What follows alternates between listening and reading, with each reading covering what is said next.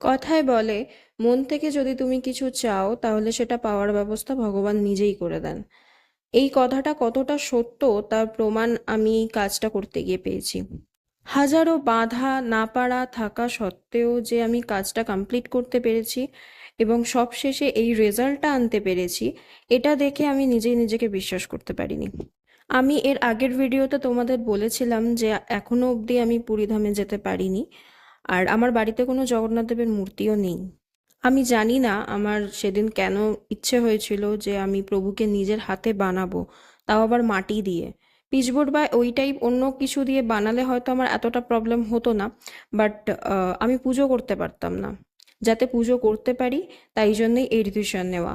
আর তারপর মাটিতে বেশি জল দিয়ে ফেলা থেকে শুরু করে আজ এই রেজাল্ট। এই কাজটা আমার জীবনে একটা অ্যাসেট হয়ে রইল, আর এই ভিডিওটাও আমার এই চ্যানেলে থাকলো। আমি জানি না আমি এই চ্যানেলটা কতদূর এগিয়ে নিয়ে যেতে পারবো, বা ইউটিউবে আজ 10 জন সাবস্ক্রাইবার থেকে ফেসবুকে 4.7K ফলোয়ার্স থেকে আমি কতটা নিজেকে গ্রো করতে পারবো আমি সত্যিই জানি না। বাট আমার চলার পথে এই কাজটা আমার ইন্সপিরেশন হয়ে থাকবে। যাই হোক, প্রভুর এই অঙ্গরাগের ভিডিওটা তোমাদের কেমন লাগলো জানিও। ভিডিওটা ভালো লাগলে please like share and subscribe করে দিও। Thanks for watching. Radhe Radhe.